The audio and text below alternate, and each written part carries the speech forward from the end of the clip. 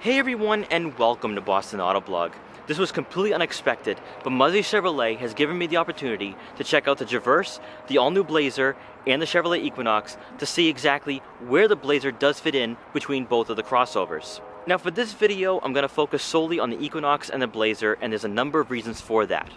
The Traverse is a much bigger vehicle. It's a 3-row passenger crossover, full-size crossover really, so there's really not much of a comparison, and if you are in the market for a Traverse, you probably wouldn't look at getting a Blazer. However, I've had a number of guys from Muzi Ford ask me, what is the difference between the Equinox and the Blazer? Because from the untrained eye, you really can't see much of a difference at all. They look like they're the exact same height, same length, and other than the major difference in appearance, there just doesn't seem to be anything different between the two. So let's take a look at each crossover and maybe answer some of your questions if you are in the market for a Blazer or an Equinox. And so, without wasting any further time, let's get right into this comparison. One of the biggest hurdles Chevrolet has to leap over in 2019 is differentiating the Equinox and Blazer. Like everyone, when it first was unveiled, I thought the Blazer would be noticeably bigger than the Equinox, but in reality, that just isn't the case. Chevy has made it clear that the primary competitor for the Blazer is the Ford Edge, which means the Equinox is going head-to-head with the Ford Escape. Both models from Ford are significantly different in size and are in no way seen as offering the exact same amount of value to consumers. Unfortunately, the same can't be said for Chevy, as there's a number of people asking questions. So this requires digging deeper and finding out exactly what is the difference between the Blazer and Equinox. To many consumers, there's already the assumption that a crossover that looks like a Camaro is going to have improved performance. It's the size of both vehicles that continuously have people pondering and questioning the need for two siblings in the same lineup that might as well be considered fraternal twins. That's the major problem Chevy has, especially when you're looking at a 1LT that's equipped with 18-inch wheels that come standard. If a Premier or RS is parked next to an Equinox, then I think perceptions change a bit, since both ride on 20-inch wheels, which not only makes it sit higher, but look much less civilian and more sports crossover-like. When you step inside the Blazer, that's when you begin seeing the differences. Within seconds, you're going to notice the increase in shoulder room, and then the sporty interior design that sets it apart from its smaller and larger siblings. Because the overall theme of the Blazer is to have the visual appeal of a Camaro, Chevy added circular air vents and changed the layout of the dashboard to entice younger consumers. It's behind the wheel that the Blazer feels bigger and certainly seems to be the middle child between the Equinox and Traverse. The Equinox, on the other hand, is more reserved for interior styling. And if you're cross-shopping within the Chevy lineup, you're going to immediately feel the difference with the smaller cabin. The same could be said for the rear passengers, as it's more spacious in the back of the Blazer, making longer trips comfortable for all occupants.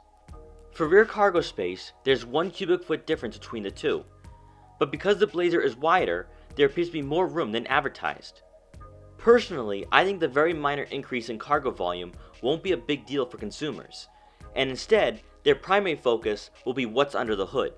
It all really comes down to performance, which explains why the 2019 Blazer has a Camaro-like front fascia. For the 2LT trim and above, you're going to get a 3.6-liter V6 engine standard that puts out 305 horsepower and 269 pound-feet of torque, whereas its slightly smaller, less aggressive sibling only comes with a list of 4-cylinder engines, but offers a 2-liter option that puts out 252 horsepower with a price point of $30,000. When fully specced out, that's where the Blazer's existence makes complete sense, and there's very little confusion when parked next to the Equinox. With the V6 being offered at $35,000, Chevy undercuts all its competitors in the sports crossover market that'll be growing in 2019, with the Honda Passport returning to the US. The Edge ST, which is going to be the Blazer RS's arch nemesis, will start at $42,000. At almost $7,000 more than the Blazer 2LT, consumers have the option to experience performance at a more affordable price, giving car buyers a compromise if the crosstown rival isn't in their budget. The reasoning for the Blazer is to compete in a new emerging market, and while some longtime Chevy owners aren't happy with the lack of rugged, off-road undertones with the design, Honda isn't exactly making the Passport look unique, as it's basically a 5-seater version of the Pilot. We've seen the same trend with luxury brands like the Maserati Levante and Audi Q8, as demand for crossovers that look and perform like sports cars, but provide the practicality of SUVs, has certainly gained traction in a number of different price ranges, including around $40,000. The Equinox just wasn't going to offer that. And since it's the best-selling crossover for Chevy, having a completely new model with a household name back in the 80s and 90s that provides an enhanced driving experience makes sense, and limits the competition within the Chevy lineup. Chevy's selling point with the Blazer is affordable performance in a crossover, and I personally feel that the 1LT and base trims aren't indicative of what this vehicle is offering, and is certainly not the best representation for the Blazer when seen for the first time. Sure, dimensions and rear cargo volume are similar, but as you move up the ladder in the Blazer lineup, the Premier and RS bring much more to the table than the Equinox. What Chevy needs to figure out is how to inform consumers when they see both vehicles side by side. With the amount of people that aren't sure what the differences are between the Equinox and Blazer, it appears that's going to be a very daunting challenge in the upcoming months for Chevrolet. So I hope you enjoyed this video. If you did, please like, comment, share, and subscribe for more, and I'll see you guys next time.